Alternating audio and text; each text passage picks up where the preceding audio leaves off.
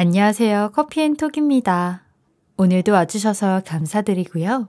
바로 사연 읽어보겠습니다. 안녕하세요. 5년 전 딱 30이 되던 해에 남편과 결혼해 지금까지 무탈하게 결혼 생활을 하고 있는 여자입니다. 요즘 세상에 평범하게 산다는 것만큼 어려운 일이 또 없잖아요. 결혼하면서 큰 빚을 지고 시작하는 기분이 들었는데 요즘은 부지런히 맞벌이하면서 갚아가다 보니 제법 삶의 만족도가 높아진 것 같아요.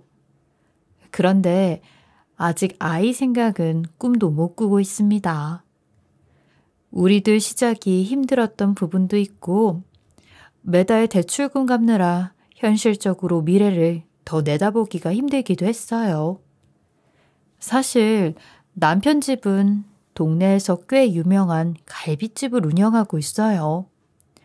규모도 크고 지역에도 매장이 몇 개나 있을 정도라 제 남편은 어려서부터 송가 갈비집 아들로 이름 없이 그렇게 불렸다고 하더라고요.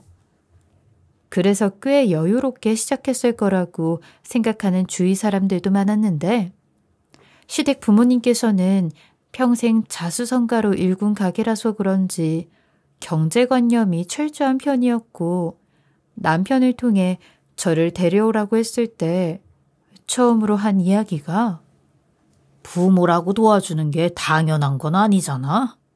난 솔직히 부모 덕 보면서 큰 사람 보면 자기 힘으로 이룬 건 하나도 없어 보여서 능력이 없다고 생각해. 그런 부분에 대해선 우리 예비 며느님은 어떻게 생각을 하나? 그쵸, 아버님. 저희도 둘이서 작게 시작하더라도 열심히 잘 벌고 저축해서 저희 힘으로 해나가려고요. 중만 씨하고도 이미 이야기했어요. 그래? 그렇다면 합격이네. 제대로 정신이 됐어. 시아버님은 제 당찬 포부를 듣더니 마음에 쏙 든다면서 그 자리에서 화끈하게 합격이라고 말을 하더라고요. 나도 바라는 건 없고 무엇이든 간에 둘이서 열심히 해나가면 된다고 생각해. 나도 이 양반이랑 그렇게 살아왔고 솔직히 우리가 능력 있어서 집 얻어주는 건 일도 아니야. 근데 우리가 쉽게 얻어주면 그게 귀한 줄 알겠어? 네, 어머님. 무슨 말씀이신지 저도 충분히 압니다.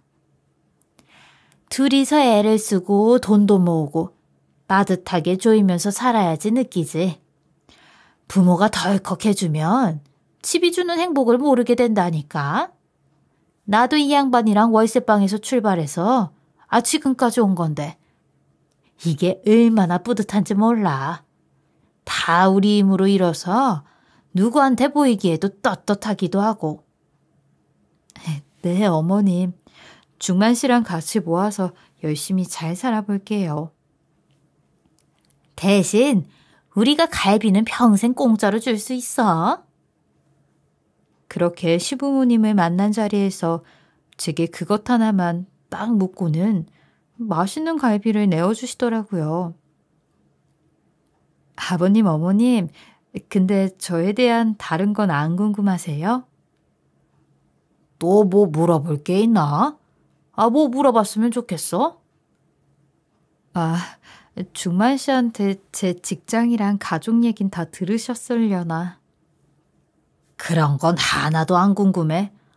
너만 준비가 돼 있으면 되지. 지난 일이 다 무슨 소용이 있어. 집안도 그래. 잘 살고 못 살고 아무 관계 없어. 내가 그 덕 볼 것도 아니고. 우리 둘이 올바른 개념으로 잘 살면 된다는 시부모님 뜻이 정말 확고하더라고요.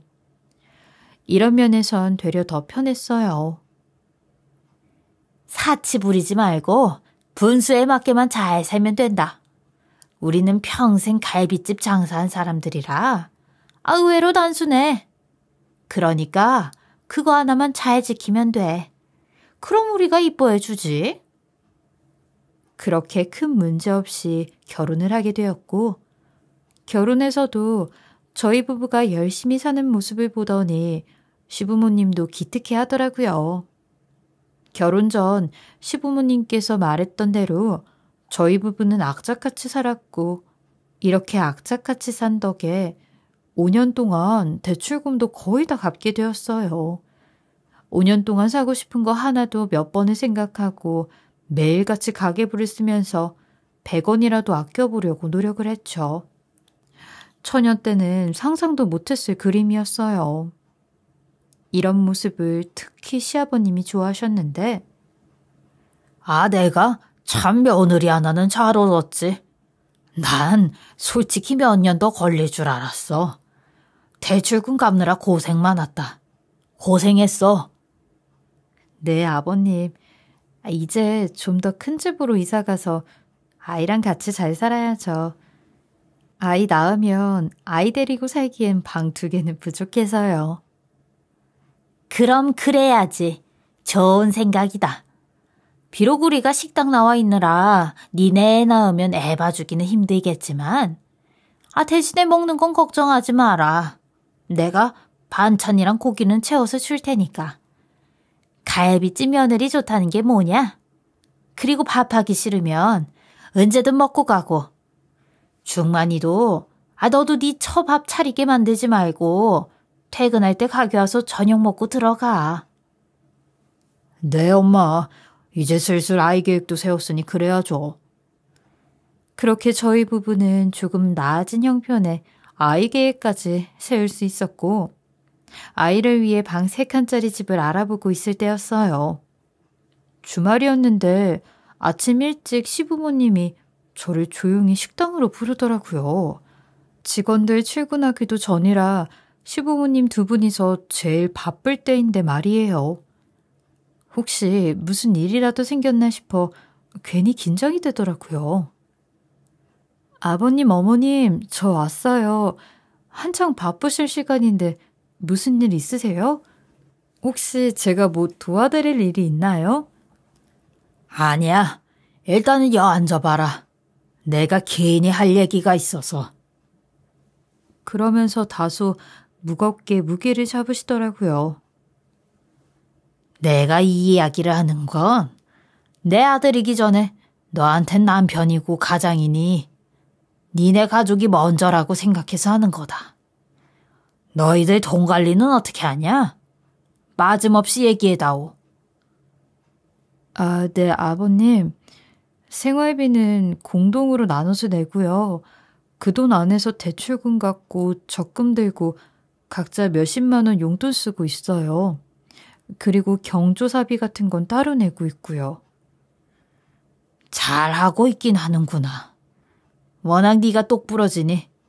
근데 혹시 너도 알고 있냐? 그놈이 주식으로 돈 꽤 날린 거. 네? 주식이요? 아버님, 그게 지금 무슨 소리예요? 저는 모르는 얘기예요. 지금 아버님한테 처음 들어요. 대체 무슨 주식으로 얼마나 날렸길래 그래요? 뭐 너한텐 비밀로 했겠지. 그놈의 자식 갑자기 큰 돈이 보이니까 딴 생각이 든 거야.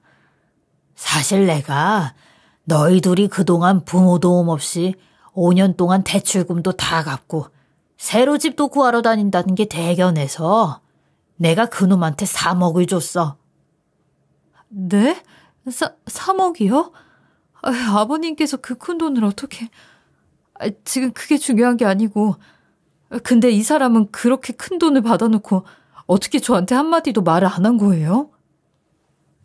절대 부모 덕으로 사는 건 안 된다고 생각하는 분이었기에 남편에게 따로 돈을 줬을 거라곤 상상조차 못했어요. 그래서 내가 너한테 면목이 없다. 나도 그놈이 그럴 줄 몰랐어. 내가 그놈한테 돈 줄 때 주식하고 도박하라고 준 꽁돈이 아닌데.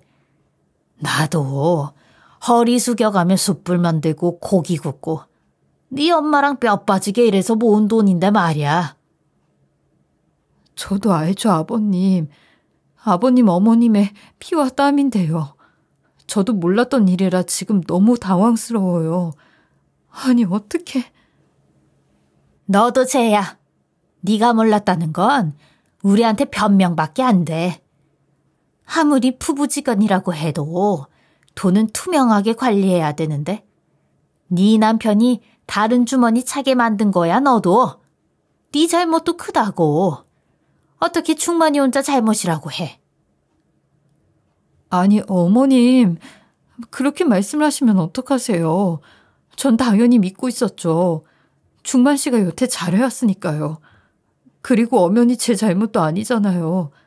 아버님, 전 너무 억울해요. 저는 몰랐던 사실이에요. 너 일주일 줄 테니까 다시 3억 우리 앞으로 갖고 와. 3억을요? 잠시만요, 어머님. 아버님, 뭐라고 말씀 좀 해주세요. 당장 저희가 3억이 어디 있어요. 그러자 시아버님은 제 눈을 피하며 이내 자리를 뜨는데 시어머니랑 얘기를 하라고 하더라고요. 그리고 막무가내인 시모는 무조건 3억을 가지고 오라고 고래고래 소리를 질렀어요. 시어머니가 원래 본인이 생각했을 때 아니다 싶은 부분에 대해선 이렇게 막 나가는 성격이 있거든요. 이럴 땐 아주 앞도 뒤도 보지 않고 그 누구의 말도 듣지 않아요. 넌 억울하겠지. 근데 우리는 분명히 너희 부부한테 줬다. 중만이한테만 준 게 아니라 너희 부부한테 준 거라고. 그러니까 책임은 둘한테 다 있지. 그러니까 둘이서 해결해 갖고 오라고. 우리가 니네 신나게 도박하라고 그렇게 큰 돈 준 줄 알아?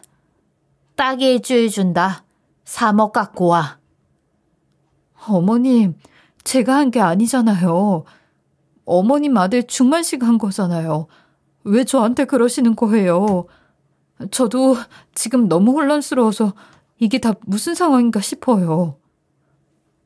시어머니는 더 이상 할 말 없다며 끝까지 저한테도 책임이 있다고 차갑게 돌아섰어요. 그 모습을 보는데 정말 억장이 무너지는 기분이 들었죠. 당장 3억이란 돈이 막막한 것도 있었는데 무엇보다 남편에 대한 신뢰가 다 무너져서 배신감에 치가 떨렸어요. 아니, 어떻게 그 큰 돈을 저한테 아무 상의도 없이 주식에 다 밀어넣고 싹 다 잃었다는 게 말이 안 되잖아요. 그동안 남편이랑 살면서 제가 남편을 높게 산 부분 중에 제일 컸던 게 아버님을 닮아서 돈을 허투루 쓰지 않는 거였는데 어쩌다가 주식에 빠져서 저한테까지 거짓말을 하고 이렇게 했는지 제가 알던 사람이 아닌 것 같은 기분이 들더라고요. 배신감이 머리끝까지 차서 곧장 남편에게 난리를 치며 전화를 걸었죠. 금방 아버님 어머님 만나고 오는 길이야. 당신 아버님한테 받은 3억으로 주식했다며? 그래서 다 날렸다며? 아, 어디서 또 이상한 소리 주워 듣고 왔어. 누가 그래? 누가 그러긴 당신 아버지랑 어머니가 그러지. 그 날린 돈도 나보고 가지고 오라고 하는데 내가 잘못했어? 내가 날린 돈이냐고. 어쩔 거야? 3억인 그 큰 돈을. 뭐? 아버지가 그걸 어떻게 알았지? 난 말한 적이 없는데. 대체 어떻게 하신 거야? 설마 당신이 알아놓고 아버지랑 엄마한테 얘기한 건 아니지? 뭐라고? 나도 아버님한테 들었다니까 뭔 소리야. 아침부터 벼락 맞은 기분인데 어떻게 아셨나 보지. 지금 그게 중요해? 어떻게 그 많은 돈을 나한테 단 한마디 상의도 없이 혼자 쓰냐고. 이제 어쩔 거야? 길바닥에 나 앉을 거야? 그리고 왜 나한테 해결을 하라고 해? 당신이 가서 얘기해. 아버지랑 엄마가 당신 부른 거잖아. 그리고 진짜 정확한 정보라고 그랬다고. 나도 억울해. 나라고 뭐 다 날리고 싶어서 날린 거겠어? 나도 어떻게든 잘 해보려고 한 거야. 우리 이번에 이사 가는데 더 이상 대출 안 받고 아예 사서 갈 수 있게 하려고 했다고. 아이, 누가 이렇게 될 줄 알았냐고. 지금 제일 힘든 사람이 나야. 그러니까 누가 그렇게 힘든 짓을 하래? 어쩔 거야 진짜. 근데 솔직히 까놓고 말해서 우리 아버지가 준 돈이잖아. 당신이 그렇게까지 말할 이유는 없는 거 아니야? 뭐? 뭐라고? 그러니까 네 멋대로 써도 된다 이거야? 내 아버지 아니니까 네 멋대로 쓴다 이거냐고. 그럼 그 책임도 당신이 져야지. 왜 나한테 난리들이냐고. 그럼 너희 집에서 준 돈 아니니까 신경 꺼. 그리고 내가 그 3억 어떻게든 돌려놓을 거야. 기다려. 당신이 이렇게 들들 복구할수록 될 일도 안 된다고. 주식도 모르면서. 원래 이렇게 들쑥날쑥해. 기다리면 또 오르고 복구하고 그런다고. 그러니까 좀 잠자코 있어라. 잠자코 있었으면 내가 이딴 소리 해? 아버님 어머님이 일주일 준다고 하셨어. 3억 다시 갖고 오래. 뭐? 당신은 왜 그런 거 하나도 제대로 해결을 못해. 아버지 성격 알면서. 잘못했다고 시간 더 달라고 빌었어야지. 그걸 왜 그냥 해결도 못하고 왔냔 말이야. 저는 그런 남편에게 내가 한 짓도 아닌데 왜 빌어야 되냐며 너 같은 인간이랑 말을 섞고 있는 내가 한심해진다고 했어요. 남편이란 놈은 본인이랑 결혼을 했으면 지가 실수한 것도 같이 해결하고 책임을 져야 하는 거 아니냐며 자기 엄마랑 똑같이 적반하장으로 나오는데 저는 너무 화가 나서 남편이 떠드는 중간에 전화를 확 끊어버렸어요. 더는 그 찌질한 이야기를 가만히 들어줄 수가 없겠더라고요. 자기 아버지 돈이니 알아서 하겠다고 하다가 비는 건 왜 저더러 빌라고 하는지 말이에요. 힘들 때만 부부라는 소리를 하는 한심한 인간을 보고 있자니 정말 분통이 터지더군요. 한숨을 푹푹 쉬면서 서 있는데 차마 집으로 돌아갈 엄두가 나질 않더라고요. 마지막으로 다시 시부모님께 말씀을 드려볼까 고민을 계속하고 있었죠.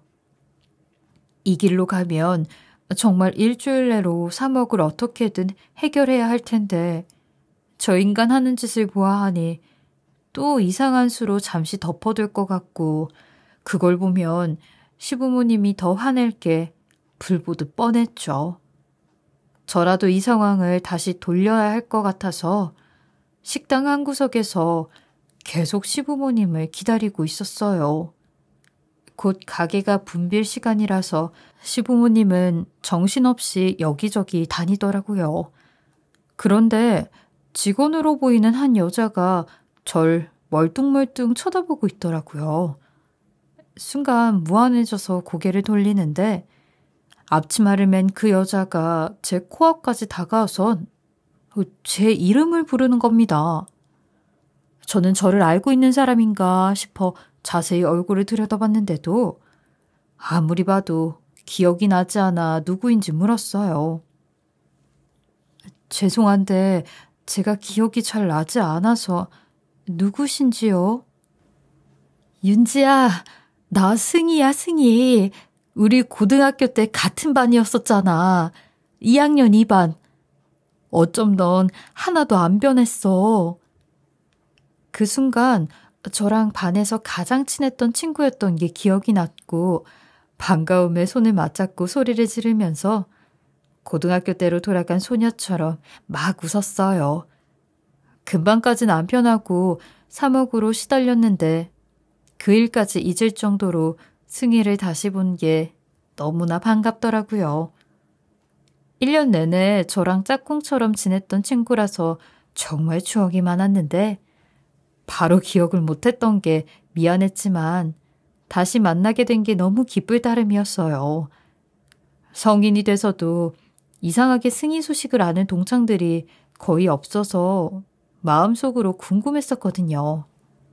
승희야, 너 많이 궁금했긴 했었어.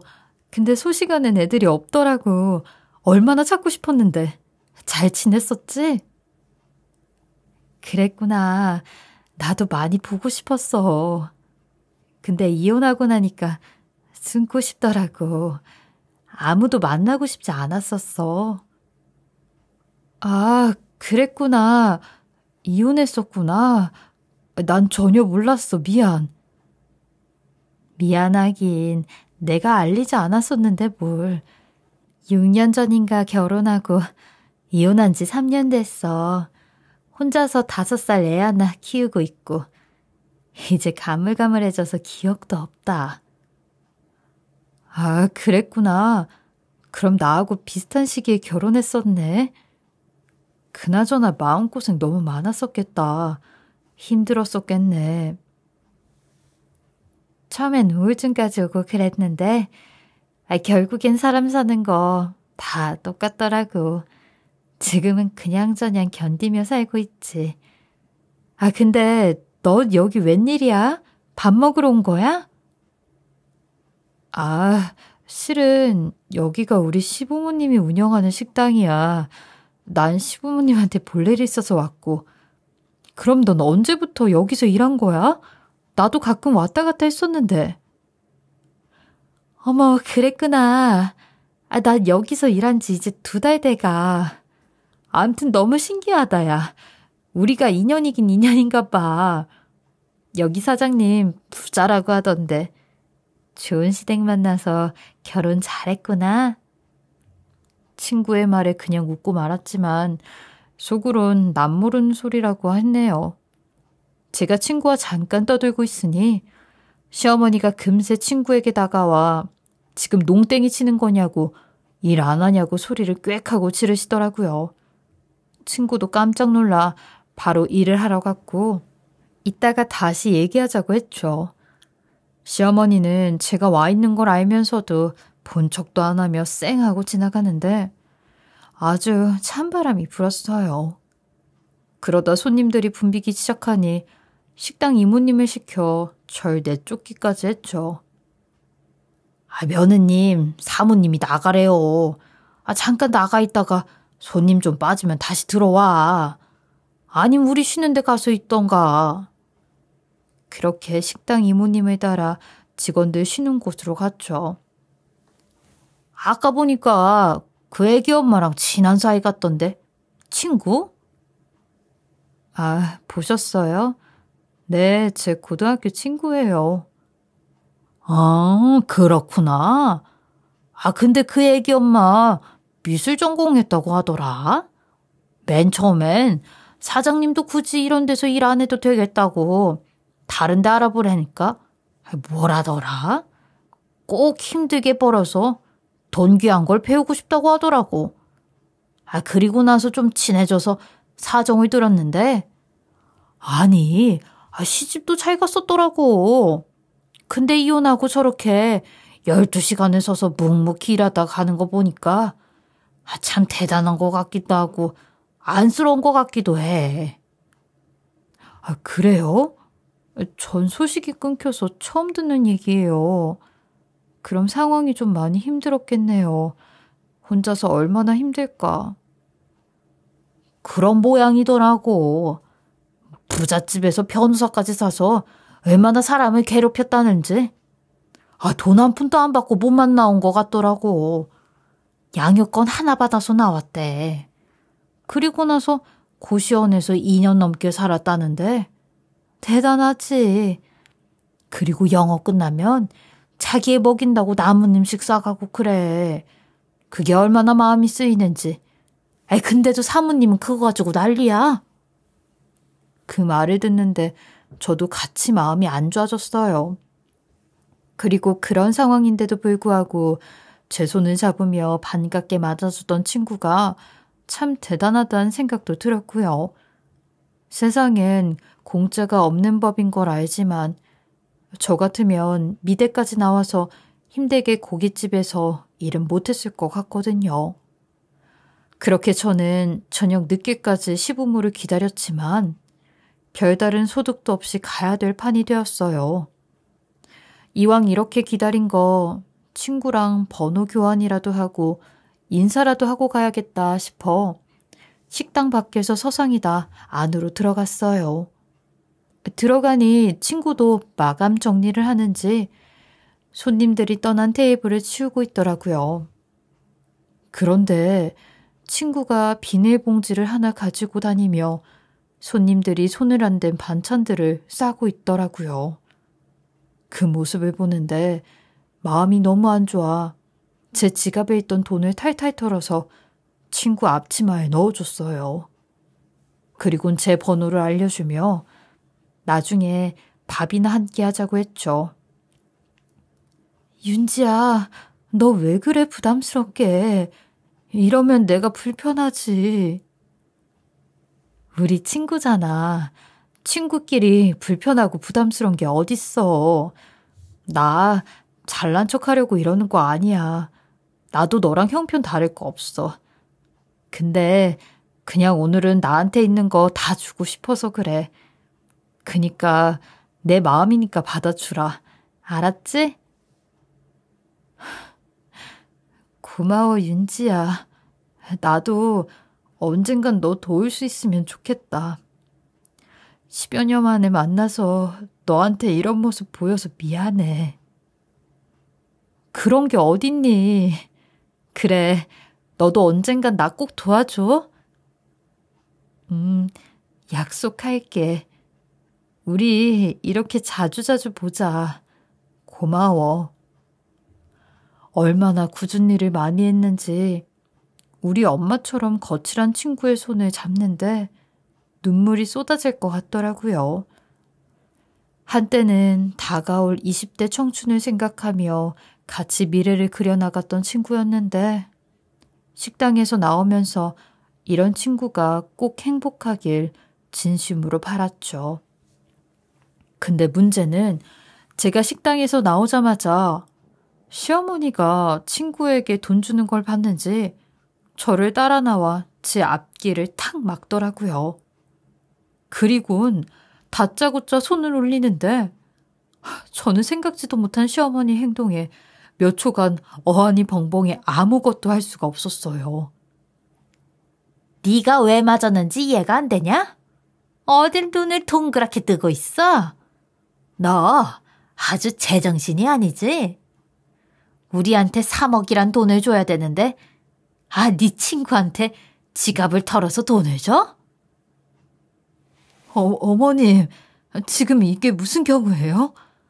아니, 제 친구한테 돈 줬다고 제 뺨을 내리치신 거예요? 어머님 진짜 왜 이러세요? 왜 이러긴? 너 기까지 먹었냐?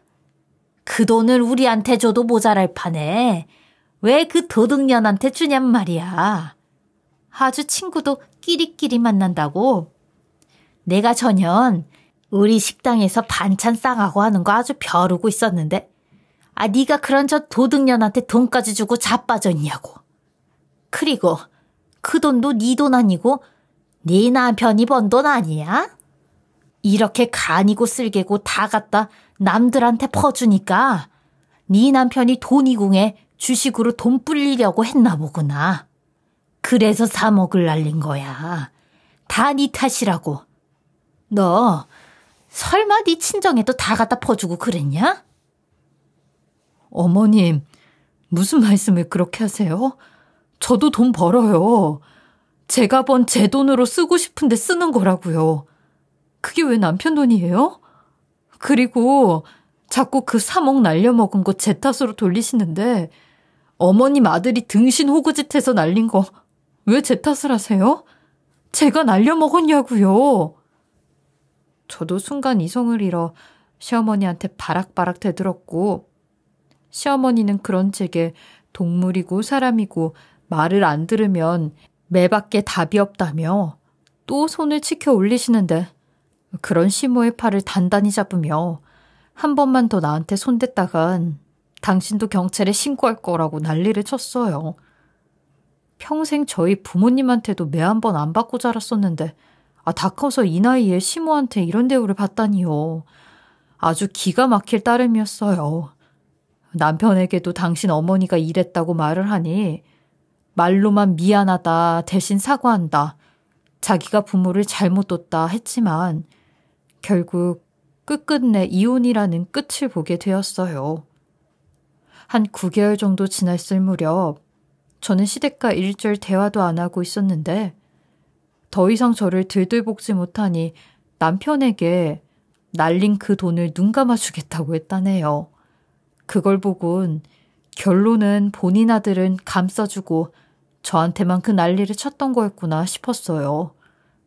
근데 시부모님은 자기 아들을 너무나 믿었던 거죠. 이런 모질이 남편놈이 집을 담보로 대출을 받은 걸로 또다시 주식에 손을 댔고 그걸 알게 된 저는 이혼을 선언했어요. 이미 관계는 산산조각이 났으니 더 이상 이어붙일 거리도 없다 생각을 했거든요. 미쳤구나 당신이. 당신 부모가 자식 교육을 이렇게 했으니. 거기서 왜 부모 얘기가 나와? 부모님은 건들지 마라.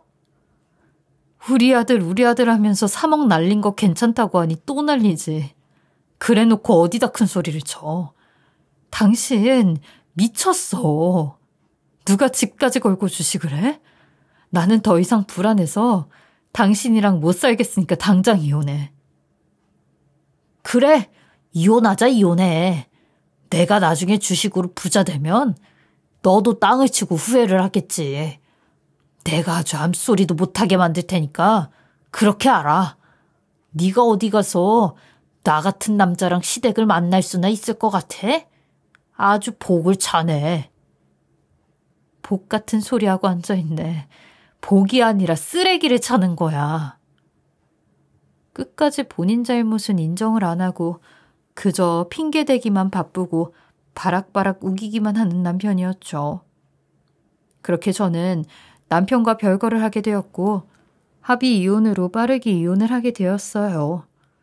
이혼할 때도 모아둔 재산이 없어 거의 빈털터리로 나오게 되었어요. 그동안 애쓰고 모은 돈을 다 날리는 바람에 결혼 전보다 더 어려운 상황이 되어버린 거죠. 저희 부모님은 애 없을 때 이혼한 게 천만다행이라며 위로 아닌 위로를 해주셨는데 저는 혼자서 뭐라도 해나가야 할 낭떠러지에 서게 돼 막막하기만 했어요. 사람도 잃고 돈도 잃고 나니 아무런 의욕이 없더라고요. 이런 상황에 직장생활 또한 제대로 집중을 할 수가 없었고 결국 권고사직을 받게 되었어요. 이제 내 인생은 끝이 났다 싶어 더 깊은 우울감으로 빠져들게 되더라고요. 그렇게 저는 혼자 집에 틀어박혀 그 누구의 연락도 받지 않고 심지어 저희 가족들의 연락도 받지 않았어요. 그런데 어느 날 제게 모르는 번호로 문자가 왔더라고요. 제가 하도 전화를 안 받으니 이렇게라도 연락을 했다는데 보니까 승희의 연락이더라고요. 승희는 저한테 꼭 할 말이 있다며 문자를 보면 연락 좀 달라고 하더라고요. 만약 저도 다른 사람이었다면 그 문자를 보고도 연락을 하지 않았을 텐데 이상하게 승희한테는 제 속마음을 꺼내고 싶어 망설이다 다음날 전화를 걸었고 전화를 받자마자 저도 모르게 펑펑 울어버렸어요. 그간 태어난 척했던 것들이 한순간에 무너진 기분이 들었죠. 승희는 저를 계속 다독이며 이전 시부모를 통해 제 이혼 소식을 듣게 되었다고 하더라고요. 밥은 먹고 있는 거야? 내가 이혼 선배로서 말해주는데 너 그런 일로 무너지면 지는 거야. 더 잘 살아서 보여줘야지. 그러게. 내가 잘못한 것도 없는데 죄인이 된 것 같아. 자꾸 집안에만 있으니까 그래. 이제 나와야지 밖으로. 근데 승희야, 나 뭐부터 해야 할지 모르겠어. 아무런 의욕이 없어. 그럼 윤지야, 너 내일부터 우리 학원에 와서 일할래? 실은 나 그동안 식당에서 일하면서 작은 학원 하나 차리려고 오래 준비했어. 이제 시작인데 너랑 같이 하면 더 좋을 것 같아. 네가 그랬잖아. 친구라면 힘들 때 서로 도와주는 거라고. 내가 그때 그 말 듣고 얼마나 고마웠는지 알아? 나 그동안 여태 누구한테도 그런 얘기 들어본 적이 없었어. 네가 유일한 사람이었어. 저는 그런 승희 말에 절 도와주려고 일부러 그러는 거면 안 그래도 된다고 한사코 거절을 했어요. 정말 네가 필요해서 그래. 내 평생의 꿈이었는데 아무나 들을 수 없겠더라고. 윤지 네가 고등학교 때도 반에서 수학 제일 잘하고 계산도 제일 빨랐잖아. 그래서 우리 학원 회계도 다 너한테 맡기고 싶어. 우리 둘이 뭉치면 뭐든 다 잘할 것 같은 기분이 들어. 응? 그러니까 같이 하자. 그렇게 저는 승희의 부탁으로 미술학원을 함께 운영하게 되었고, 고등학교 시절로 돌아간 것처럼 서로가 꿈꿨던 많은 미래를 나눌 수 있었어요.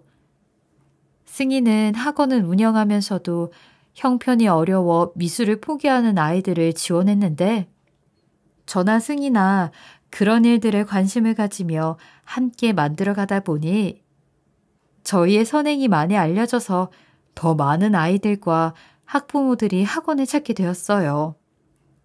그렇게 저희는 2년 만에 새가 제일 싸고 작은 건물에서 건물 한 층을 다 쓰게 되는 곳으로 이사를 하게 되었고, 이제는 4년 만에 저희와 뜻을 같이 하는 여러 명의 원장님들이 생겨 투자자를 받아 10층이나 되는 건물을 사서 공동으로 학원을 운영하게 되었어요. 결혼해서 내 집에서 사는 게 꿈이었는데 우리가 함께 쌓은 일들이 이 10층 높이의 건물로 올라가는 게 눈에 보이니 그것만큼 행복한 일이 없더라고요.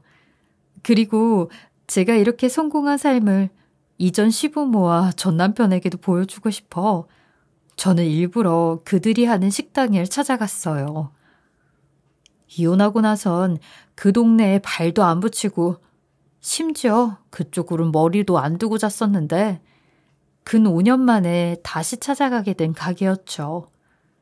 승희 또한 초반에만 미술학원 자리 잡을 때까지 식당에 나가 일을 했지 자리 잡히고 나선 바로 그만둬서 이전 시댁의 상황은 모르고 있었거든요.